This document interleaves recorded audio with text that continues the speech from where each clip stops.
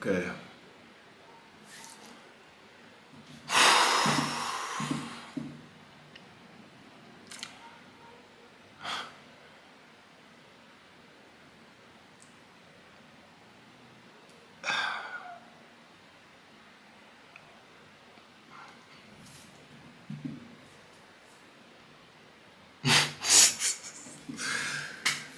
Okay.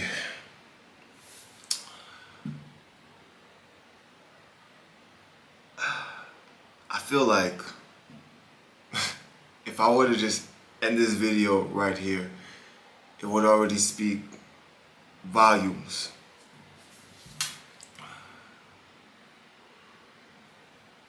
I'm gonna try to put into words and explain something that's very complex. Something that can only be felt. I'm gonna try to put into words my ayahuasca experience. And I wanna say this. I've always been transparent with you guys on my channel. My channel is a personal development channel. You see me talk about everything from skincare, taking care of your body, exercising, taking care of your finances, working hard so that you can obtain a life of freedom, a life of options. I'm very much, let's say, capitalistic driven. I talk about taking care of yourself in various forms. I want you guys to have the best life possible. With that being said, I'm gonna be as transparent as possible, but I also want to say this. A lot of people watch YouTube and YouTubers at this point in time as entertainment. You know, this is like the new TV. You know, they can kind of be disconnected from the fact that creators are actual people. When I make videos, I'm being honest, I'm being open. Like, I'm not a TV star. I'm a regular person when I share things, like things that I've written in my book or real things that have happened to me, real traumas that I've experienced, obstacles that I've had to overcome. And I just want you to bear with me this video, because I'm gonna work on explaining my ayahuasca experience, but I'm gonna have to give you some real honest backstory so that you can follow and understand the complexity, the little bit of complexity that I will share and explain in this video.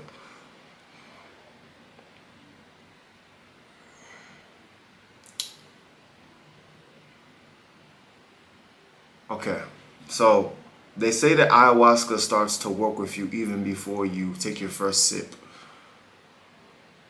I found that to be very true. This year, more specifically these past 3-4 months, I have been brutally critical with myself, scolding myself, working on myself, revamping myself, facing myself, all the ugly parts, really working on my mindset, working on who I am internally, spiritually, certain arrogances that I had, certain ugly parts of myself that I went in and have been cleaning. I feel like I'm about to throw up right now just talking. Like, I've already begun my purging process months ago. They say that it starts working with you before you go through your first ceremony, before you take that first sip. So, to understand where I'm going to take you on my ayahuasca journey, I'm going to give you just a little bit of background of this last year. Well, it's going to be a little bit more profound than this last year, okay? So, I have been living in my root chakra for quite a while now. If you don't know anything about the chakra system, the root chakra has to do with stability, sex, you know, your carnal primal nature. That's why it's at the base of the spine. And I've been living in my root chakra for quite some time now, because I've never had stability in my life, ever. Come from a Haitian immigrant family, grew up in Queens, New York, lived in a house with a bunch of my cousins. Never really had my own space, didn't have my own bed until I was a certain age. I stayed at my mother's house, but as an immigrant, she worked 3 jobs. so she wasn't really home a lot. I was watched by babysitters. One of my babysitters used to touch me and molest me. That's what got my sexual appetite high. And I spoke about previously that like in my teens and like early 20s, like I became a sex addict, especially when I was playing ball in college, like just women every single week. So didn't grow up having money, moved from home to home. You know, my father had a whole nother family. They lived, you know, like about like 10 blocks away from my mom's house. So I would go there sometimes, but the relationship between me and my brothers and his family wasn't good at first. My mom, super religious, was fucking her pastor, and the pastor had her mind. He would, you know, he was draining her for money for the church. You know, he was taking tens of thousands of dollars away from her. And I was running the streets. I was doing what I was doing, a young misguided kid, you know, like in Queens, New York, running the streets. I was, you know, like running like in niggas' cribs, you know, like robbing people, you know, getting in fights, getting suspended all the time. Just a lost, misguided kid. I wasn't listening to anybody. So my mom sent me to go live with her pastor's sister in Miami, in the hood, with her family. It was like 6 of us in a little apartment. No food. I was starving. I remember I used to go to bed at night and literally rats and roaches and God knows what kind of bugs would literally bite me and like literally feed on my flesh. So bounced around from her house, my mom's pastor's sister's house, went to my uncle's house in Florida. My uncle is a pastor. His children were like, you know, super straight, clean, you know, and I came there. I was a rowdy kid, and, you know, basically I was corrupting the household. I was, you know, just a bad kid, right? Well, I wasn't a bad kid. I was misguided. So that didn't last long, and it wasn't until, you know, like 2 years after that, you feel like my father finally took me into his house, you know, like with my brothers over there. That was complicated, man. Like me and my brothers would like fight every day. I remember they used to literally spit in my face like I wasn't shit. So I've never had stability. And I have to go this far to tell you this, so you're gonna see how this all aligns. This is the beginning of my appetite for domination, conquest, stability, financial resources, options, freedom. I want it all, and I wanted it all from the start. So going through that, you feel me, like I moved with my dad in Florida. I'm not gonna tell you the whole story, but it's just never really felt stability. Going through high school, you know, and in college, still being broke, I'm just like, yo, I can't, I need something for my own, bro. You feel me? So anyway, I moved out of my dad's house. I was 22, you know, like I was playing ball and I didn't have any money, you feel me? So I just started figuring out how to hustle. I've always hustled, whether that was selling CDs. I used to take my brother's CDs, burn them, go to school in 6th grade and sell them. $5 a pop. At 11 years old, I was coming home every day with like $200-300. So always, I had that entrepreneurial mindset young. I started like a little brand, right? I started making, you know, like content like on YouTube for a few years, and then I figured out how to monetize my brand as I built an audience. I created, you know, like books, like recipe ebooks, personal development books. As I became a little bit more wise or educated in certain topics, I also started, you know, like consulting people, calling, and I created a little business that turned into this. My brand is still, you know, like relatively small, you know, but I began to learn just how to create opportunities for myself, right?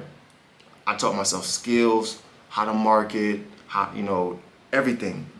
Just hustling because I was tired of being broke. So fast forward to, you know, just going through all the different trials and errors of, you know, like a young entrepreneur. You know, I had a lot of failed ventures. I tried to, you know, create like a brand of clothing, you know, that didn't go well. I tried to do this, that didn't go well. So last year, 2022, was by far my most successful year of my life. I made the most money of my life, right? Last year, my business was going good, right? YouTube revenue was going good. I had multiple sponsorships. I was partnered up also, like with Manscaped. I was getting royalties every month.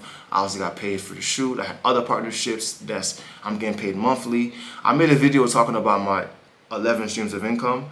Last year, I believe my revenue stream were increased to like 14. So I had all those different streams of income coming in, and I was also working in tech. My course landing pages caught the attention of some financial technology companies that brought me on. I signed the contract, and boom, that was a whole nother bag.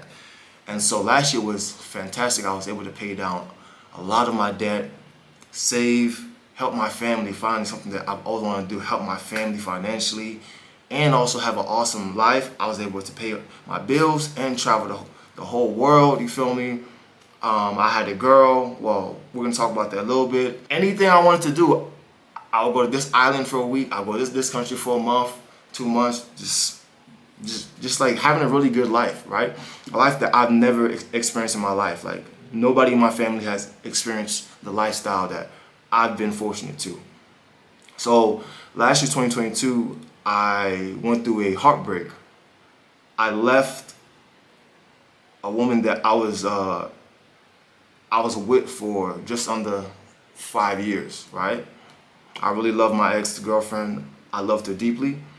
But as I began to grow as a man, I realized that I wanted more. I didn't want to just stay in the States and live an average life. And she was a small town girl, like from the South.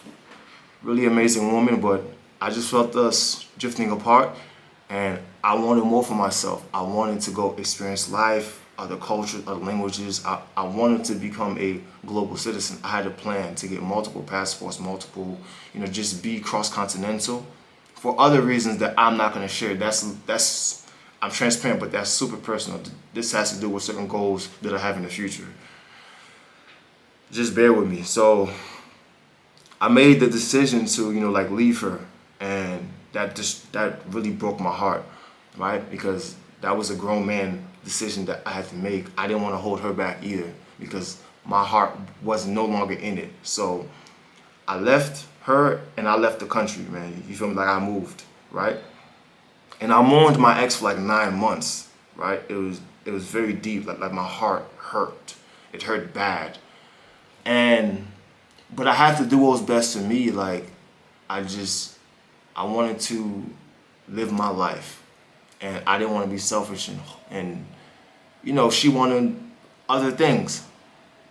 So I moved, right, to Colombia, and I'm living in Colombia, right? And all this time, I'm grinding, I'm studying, I'm making myself a more eclectic individual, more profound. I'm always studying, always learning.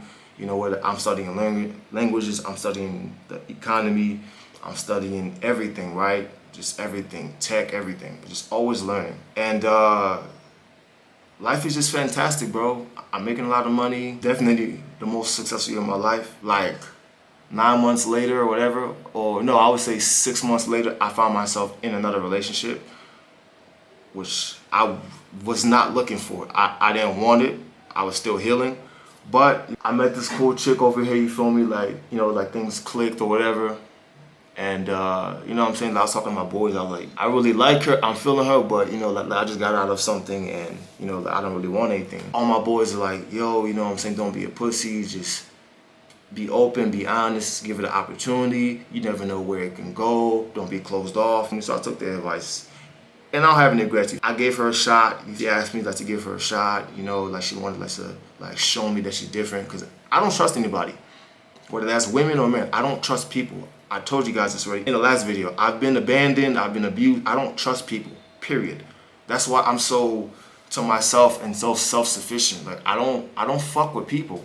I never have. I give this girl a shot, you feel me? Like she was telling me, oh, déjame ser tu compañera de amor. Hace mucho tiempo quería decirte cuánto te quiero y dame una oportunidad para mostrarte cuánto te quiero. I was like, alright, whatever, man. You feel me? So we're dating for like 6 months, like stuff was going good. Obviously, I have a very big heart, right? So I love very hard. I love my family very hard. I love my boys, you feel me, like my friends, like my brothers very hard. Like the people I care about, I love very hard, and I go out of my way to please and do for them, right? And so you feel me, like I love this girl, right? I loved her, I was in love, right? And you feel me, I went through another heartbreak at the beginning of this year. I'm like, fuck, bro. And it hurt me really bad, right? And I already wasn't healed from my ex, so that shit was tough, but my life has been tough. All of our lives have been tough, you feel me? Like you watching this video right now, like it's life. Life is tough, you know what I'm saying? So I'm not gonna complain. I've always had a mentality of just like moving forward. So boom, that relationship didn't work. So I'm like, fuck, man. At this point, you feel me? Like I'm back in the States for a little bit. I went to go visit family and just, you know, just taking care of some stuff. I sold my car, you feel me? Because at the beginning of this year, things started to fall apart. I told you guys I have my own business, but I was also working in tech, right? All the money that I make in my business, I like to reinvest back into my business, whether I'm running ads or, so the tech job was fantastic. I get laid off out of nowhere. No severance package, but that's fine, right? Because I have multiple other streams of income. So, you know, boom. But then out of nowhere, all my business metrics start to tank. Partnerships that I had fall through. So now, out of my 14 streams of income, like 7 of them are just gone out of nowhere. Mind you, like I'm still paying for softwares every month. At this point, I have 2, I guess you could call them employees, contractors that's working for me, which I'm paying every month. And I was working on scaling my team, like for my business, you know, running my ads, design work, building a personal brand, right? Out of nowhere, bro, it's like 2 other streams of income fall through. So at this point, I gotta let go of my 2 employees. I'm like, bro, I know how to do all this stuff. I'm just gonna start doing it like myself again, right? Q1, Q2 of my business, just everything tanked. So I'm like, fuck, what's going on, bro? I get laid off, business starts to tank, break up, right? I'm like, how is my life falling apart so quickly, bro? I worked so hard for everything I have. Worked so hard. Last year I made the most money ever. You know, things are going well. I'm helping my mom with bills. I'm helping my cousins with bills. I'm helping my family out with money. I'm able to do what I've always wanted to do, help my family. But when I need help, who's there for me? Nobody.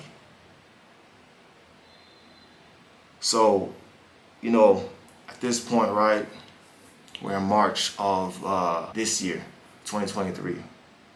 People are still asking me for money. I'm like, I can't do it right now, you feel me? Like, I gotta preserve myself. Relationships falling through, people who I thought that were really for me.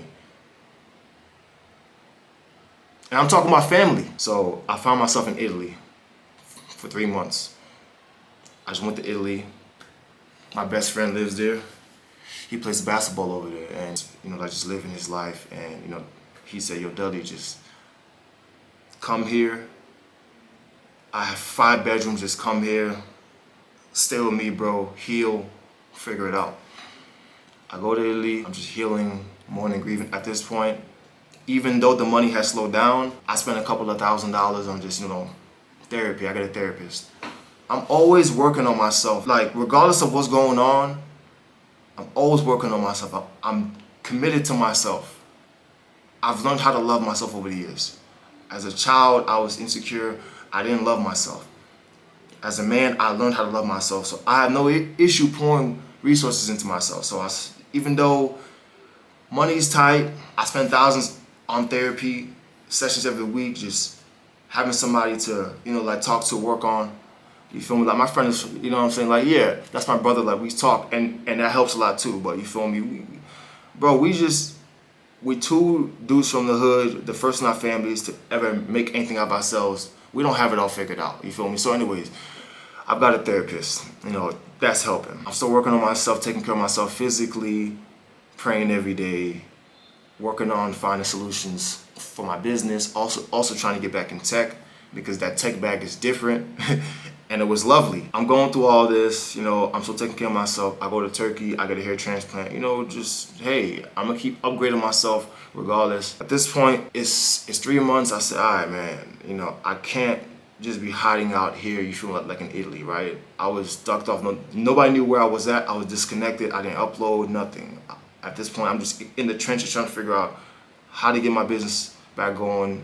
I'm running ads for my courses and programs. Nothing's really working. I can't get a role in tech. That was so easy. I was getting tech offers thrown at me, 6-figure tech offers thrown at me. It was easy last year. It's just, I had to turn down offers. This year I can't get shit. This year my business is down. This year it's like I just can't get on my feet. I feel like the whole world is pushing me down, bro. So boom, I'm like, man, I can't just hide off here. I gotta go back home. I go back home, right, to Colombia, like where I live. And I said, bro, for the next 6 months, head down, let's just fucking grind. Let's just grind. So boom, I've been grinding ever since. I don't go out. I told you guys. Educating myself, learning, figuring out how to find solutions like to my business, like with my marketing, sequences, workflows, scaling my shit back up. It's finally starting to pick up, thank God. But these past 6 months, I'm working on the business.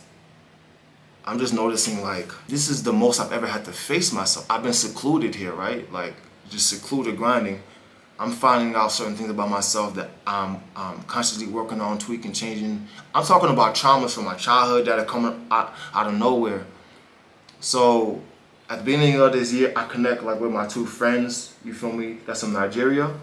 And we're all kind of on a similar journey. Now my 2 friends, right? In total, I have about 5 friends who I hang out with, who I talk to. Now, out of my 5 friends, about 3 of them are millionaires, right? And for me, even though I've been in my root chakra, talking about money, flexing, I don't care about that shit. Like, who cares, right? I just wanted freedom. I just wanted to live a good life. Like you'll never see me flexing money in my, like that's corny as fuck, bro. Like I've struggled my whole life. Like I don't have to prove that, right? But it's so motivational and inspirational to have brothers that are doing so well. And guys, I'm telling you all this because I'm not even scratching the surface, but I have to tell you these things so you understand the ayahuasca ceremony.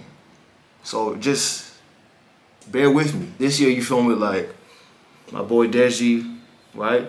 My other boy Sam, they're from Nigeria. They was in my videos a couple videos ago. We connected. And you feel me? We're all kind of in a similar spot, right? Now my friend Deji, he had a 7-figure exit in his business back in 2021. You know, last year for him as well was his best year. He's making all types of money, but he was also losing himself too. And I remember him telling me, actually, in the video where I did the rap, man, you can go watch that video. He said last year that I was making the most money out of my life, but I was the most depressed. I wasn't happy. I said that's interesting, bro. My other brother Sam, he was at a point where he's making 60 grand a month, and you know, we all come from, you know, like backgrounds that we're the first in our family, you feel me? Deji lived in a war zone in Nigeria. He comes from real poverty, like they come from real poverty. And we just bonded over that, you know, like we connected over that, right? So I ended up doing the ceremony like with them two, right? Because my boy Deji, although he had a 7-figure exit, the majority of his capital is tied up in investments. He also works in tech. Like, we're not stupid. We have our businesses, we're making money, but we have tech jobs, right? The tech job funds our lifestyle. The business money is to reinvest, right? It's to invest, it's to pay off debt, it's to take care of our family, all that stuff. This year, all 3 of us got laid off, right? So money is tight, right? Mind you, just because you have a 7-figure exit doesn't mean that you keep all that. You've got to pay taxes. You've got to pay your partners. You've got to pay so many different things, right? We decided to go do ayahuasca. Now we're getting to the ayahuasca, right? We go do the ayahuasca. So the ayahuasca was done on a compound here in Colombia, in the mountains, in a little town, right? Pueblito. So this compound is huge, right? It's basically a farm. There's about 70 people, but the compound is so big, people is just spread out all over, you know, acres. laying down on the grass, right? The shamans there, workers. So, you know, I was nervous. I didn't know what to expect. I went in there not wanting to have expectations, but obviously I had things I want to heal. I wanted to know, why has all this stuff happened to me? I wanted to know why in 2022, it was the most abundant year of my life. And why 2023, I can't catch a break. I wanted to know if there's something I'm doing energetically that's blocking my blessings. Why can't I be as abundant as I was in 2022? Why am I hurting so much? Why is all this going to me? Why have people betrayed me? People that I loved and taken care of. Why did all this have to happen to me? So I wanted to know who I was and what was going on. And I also wanted the medicine to show me whatever I needed to know. So we get to the compound, greet the shaman. We each have our turn to speak with him and just tell him about our intentions before the ceremony starts. And the ceremony is about to begin. The shaman says, you know, like a prayer, you know, like over all of us. And we take our first cup of ayahuasca. Me and my boy Deji and Sam, you know, like we go, you know, like back to like our spots, our yoga mats, you know, like on the ground. An hour goes by and, you know, like people around us, like they're gone. You feel me? Their journey has already begun. But only the three of us, mind you, we're the only foreigners there at the ceremony, right? Only the three of us, we don't feel shit. I don't feel shit. And it's been like an hour and a half. So, you know, the shaman and the workers are like walking around, checking on people because people are going through it. People are crying, vomiting, diarrhea on themselves, right? We're on a farm, there's a lot going on. You got horses over here, cows. And we're the only three not feeling anything, so we have to go back up. And my boy Deji starts to make a joke. He's like, man, we're Africans, man. Our bodies are different, man. Man, we need more of the good stuff, man. You feel me? So we're joking. I'm being humble because I'm like, I don't know what's about to happen, bro. I'm gonna be humble. I'm gonna give it some more time to see if it kicks in. Hey, I came here with an open mind and an open heart. But anyway, so we get up, we go, you know, like tell the shaman, like, okay. Now, one of the workers, you know, gave me a second cup, and I take it, and she just looks at me, and she's like, nah, you need another cup. I'm like, oh shit, okay. So I take another cup, I take 3 cups, and she's like, get the stuff at the bottom too, right? And I just felt so much love at this place. Like, this is so much love. I take the whole thing. I go back to my mat.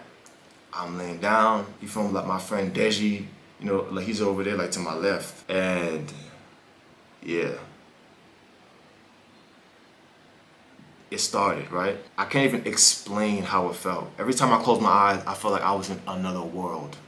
Geometric patterns. You know, while I'm going through my process, I'm always trying to, like, I've always wanted to just take care of people.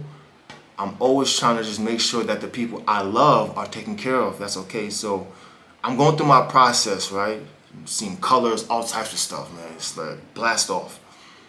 But to my left, I'm just keeping an eye on my friend Deji because I know he's been through a lot. I really care about him. Even though he's seen success, 7-figure exit, I know him. He's been through a lot, growing up in Nigeria, being in the war. He's also struggled with stability and being the first one in his bloodline to be a millionaire and help a family. So that's my brother, man. I love my brother. So I'm I'm over here going through my journey, and I'm keeping an eye on him, and I'm watching him go through different phases. He is throwing up so, mind you, we fasted for like 7 days. The amount of vomit that's coming out of him, I'm like, I didn't even know he had that much fluid in him, right? He's choking on his vomit. He's opening his shirt. He's sweating. He's out of it. He's crying. He's crawling on the floor, and I just black out. And I felt a presence in the right side of my head, and I started speaking in Creole. Like, I don't know why. That's just my default, you know? I feel a presence right here, and I'm like, qu'est-ce qu'il a? You know? in Creole, I'm like, qui est-ce qu'il a? And she responded to me, c'est mon mon, là, oui. And I was like, qui est-ce? Maman Ayahuasca. And I was like, oh, I was like, finally. I said, pour me poser quelques questions, oui. She was like, dis-moi non, chérie. I was like, pour que ça m'a passé toute misère ça? Pour qui ça? And she was telling me, she said, because you're a teacher. I said, but who am I? She said, you're a teacher. That's why you have to go through all this. I said, but how am I equipped to be a teacher? I don't feel equipped to be a teacher. Here's the interesting thing. In the past few months, I've been addressing certain parts of my psyche that's arrogant. I have certain arrogances to me because I've done everything on my own. You know, I've created this lifestyle for myself. I've been able to have these experiences off the strength of the hard work that I've put in. So I'm proud of who I am. I'm proud, and also as a Haitian man, I'm just proud. But in other areas, I don't necessarily believe in myself, which is, it's an interesting dichotomy. And she said, Dudley, you're doing a great job. You already have all the answers. I went into the ceremony thinking that both of my heartbreaks that I would need deep healing from them. I felt like those could possibly still be affecting me. And ayahuasca showed me that I've already healed from those heartbreaks, but I was holding on to the idea of the trauma because I like holding on to the idea of trauma. In the last video, I told you that I used the wrongdoings of people or hardships as fuel to attack my goals. And ayahuasca showed me that I'm holding on to something that I've already healed from. Let it go. And then I started to purge in the form of farting. They say that you purge in different ways, that you throw up. Some people diarrhea themselves. I was damn sure trying not to, I was trying not to poop my pants, quite frankly. Because all around me, people were shitting on themselves, throwing up, all types of shit was going on. It was crazy. All types of stuff were going on. People are going through it. My purging, I felt like throwing up, but I couldn't. She told me, you're strong, but you already knew that. But you're even stronger than you think. And then I black out again. And it's like, I don't know how to explain it. I'm somewhere else. And I come back into consciousness, and one of the workers, and I felt this energy. As soon as I walked onto the compound, this man just had so much love radiating off of him. And I was speaking to him because I had to translate, like, for Deji and my friend Shan, because it's like they don't really speak Spanish. He came by me and said, you know, like, ¿cómo vas? I was like, comunicando con ella. And he was like, cierra los ojos. And he started, like, just praying over me and just saying, sentir, like, feel, open up, sentir. And he was saying, with the law of love, feel, heal. And he was doing like a rhythmic, like, pattern, like on my head and on my chest and on my stomach, right? And like, as he was doing this, lost consciousness again. It sent me to a whole nother dimension where I just felt like I was, like, healing stuff inside of me, because I've been so numb my whole life because I can't trust anybody.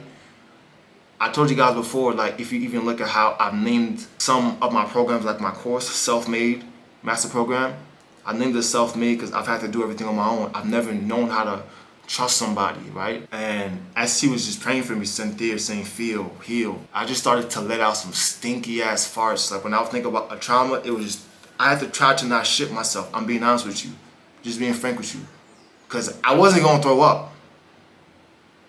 I just wasn't. And then I come back into consciousness. I look over because I'm thinking about, like, my friend Deji. I'm just, thinking about him.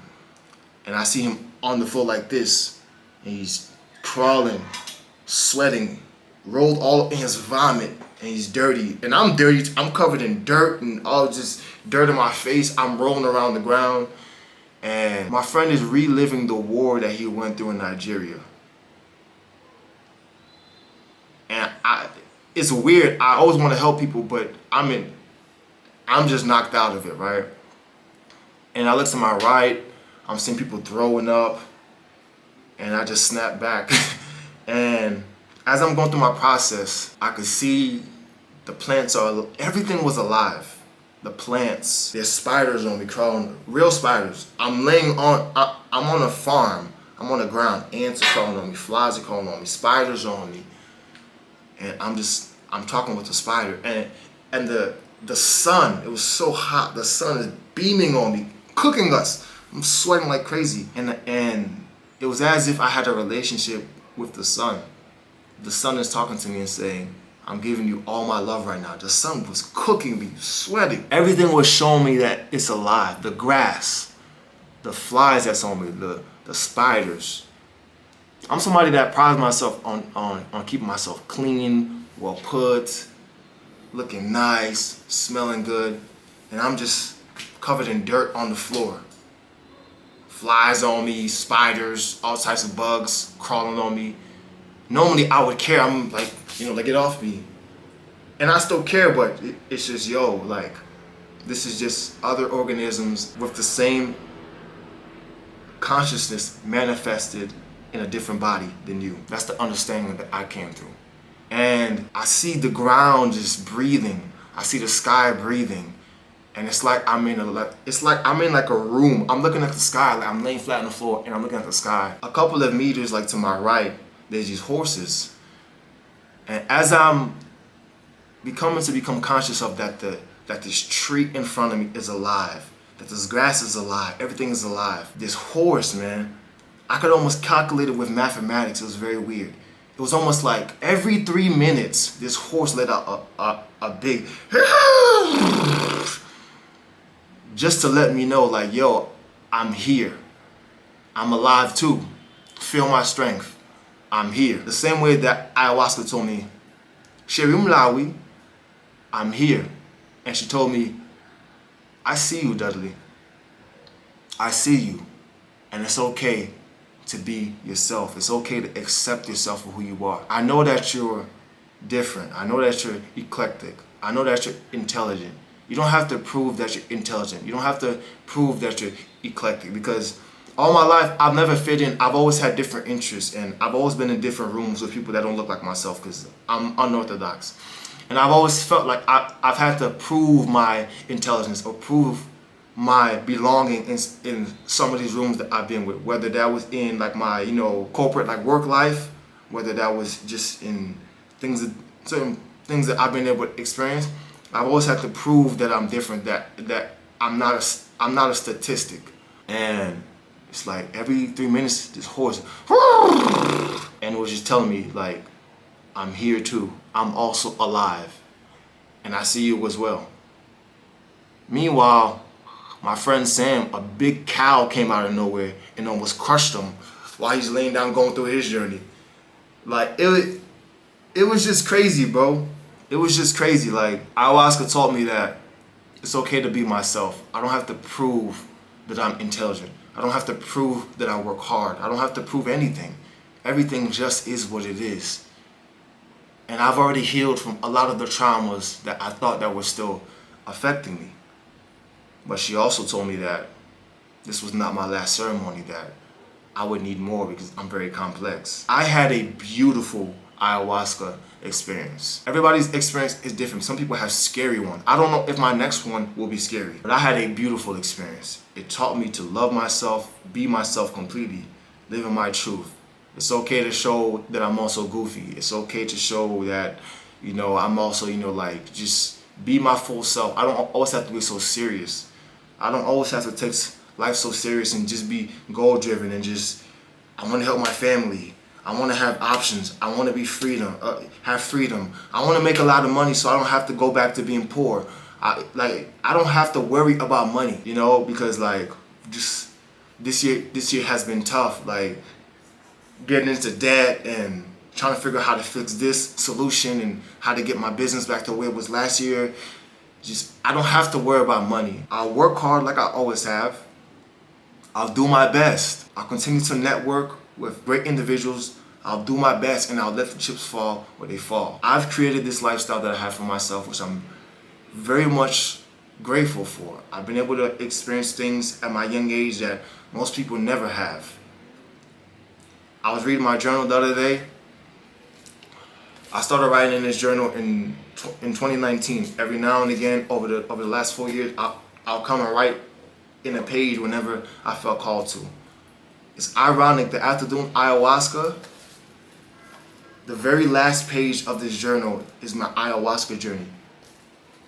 It's just funny how things aligned that way. I've been writing this book now for 4 years. Every time I felt called, the last page left in this book, I mean, this thing has everything I've been through in the last 4 years.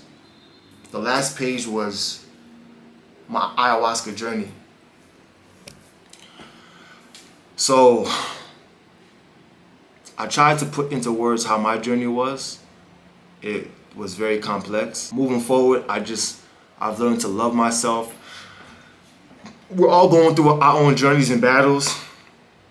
I believe I have now moved beyond my root chakra. I'm safe. I don't have to, just because money slows down, just because you're going through a rough patch, I don't care if you have negative $50 in your bank account like I did back in 2020. I was flat broke, man. Like, I ain't have no money, bro. It was really hard.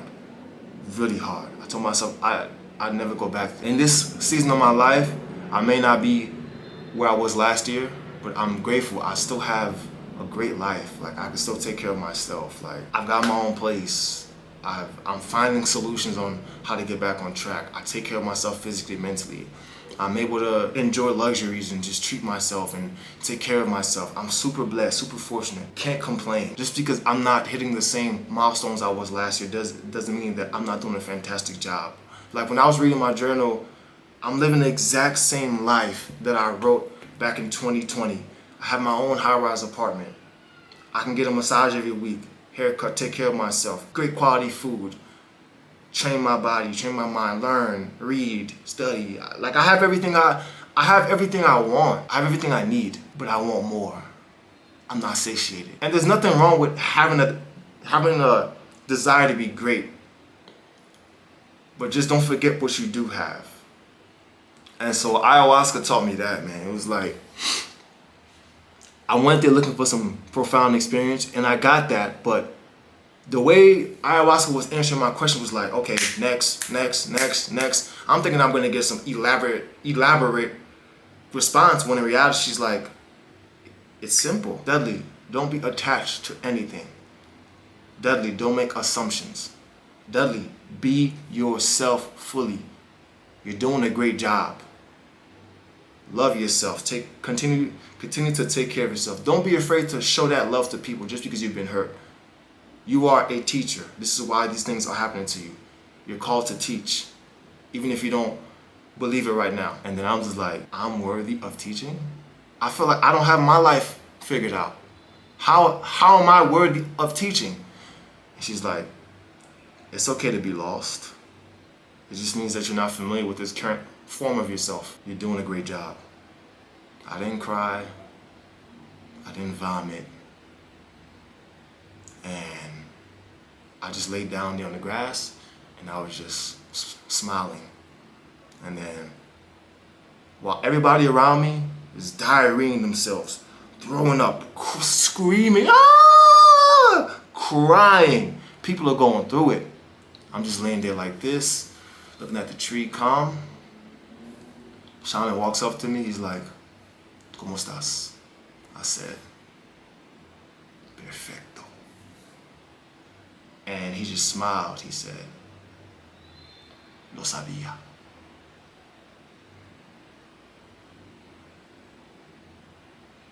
And I'm like, I already had the answers that I seeked, that I was seeking. But yet ayahuasca told me that I would need another ceremony.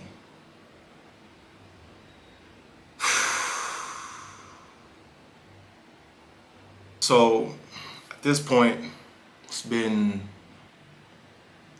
4-5 hours, and you feel me, like I'm back, like I've been conscious, I've just kind of been like drifting out, and you feel me, like so with, you know, like so was like my boy Deji, that's on my left, and you know, like I look at him and I say, how are you, brother? And he's on the floor sweating like crazy, vomit all over him and everything. And he like sits up and I make a joke. I'm like, man, I know we smell like shit right now. Cause I can smell myself, man. I'm a mess. I'm a mess. And we start talking and he starts telling me about how he was reliving the war that he experienced as a child in Nigeria, and ayahuasca told him that you've made all this money, you've experienced all this luxury, you've experienced all these things, all these business accolades, but you're still right here, that scared little boy fighting that war. He looks at me and he said, man, last year at this time, I was lost. You know, I just took a private jet to Dubai. I'm with a bunch of women. I'm spending $40,000, $50,000 a month, and I'm just not happy. And I looked at him, and you know, I'm always cracking jokes, you feel me? And I look at him, and you know, like I'm dirty, he's in vomit and shit. You know, my other boy Sam, he's trying not to shit himself. And I said, bro, we're so young. We've worked so hard. We've experienced luxuries, perspectives that none of our ancestors have experienced. Last year at this time, you're in Dubai. I'm in Peru. I caught a flight to DR. My friend Sam was in Egypt. And I said, all of these luxuries that we've experienced after having nothing. And now look at us. Just some dirty Africans on the floor. And we start laughing so loud. He's like, I said, back to the basics, huh? And we start laughing. Like, man, what a beautiful experience, bro. Ayahuasca was exactly what I needed to reconnect. She also reminded me that, like, bro, I'm an animal. Like, human beings, we put all these constructs in our mind of things we gotta be, different faces we have to put on in the corporate work world, and shaking hands and suits and ties and all this stuff. And here we are, just three Africans laying on the floor covered in dirt, vomit, diarrhea. And we're just laughing. We're just laughing, bro. And, like, it was just, that part was just really funny. And it really stood out to me because, like, we're all trying to make so much money, help our mom and dad, and be these great, you know, businessmen, and do this and do that. And in this moment, all three of us are just covered in dirt and vomit, and just on the floor. Back to the basics of life, I suppose. And I looked at my friend and I said, look, brother, we don't have it all figured out, and that's fine. We're young men. We've done great for ourselves. We don't have to prove anything to our communities. We don't have to prove that we're intelligent. We don't have to prove that we work hard. We already are. We work hard. We know that. And you know, like my friend Deji has been struggling. You know, like money has been running low for him. You know, it's been tough. And he told me, man, I had this one identity of who I had to be. You know, last year I'm on stages, I'm speaking, but that's not who I am. This is me. And I said, bro, it's all good, man. You don't gotta explain shit to me.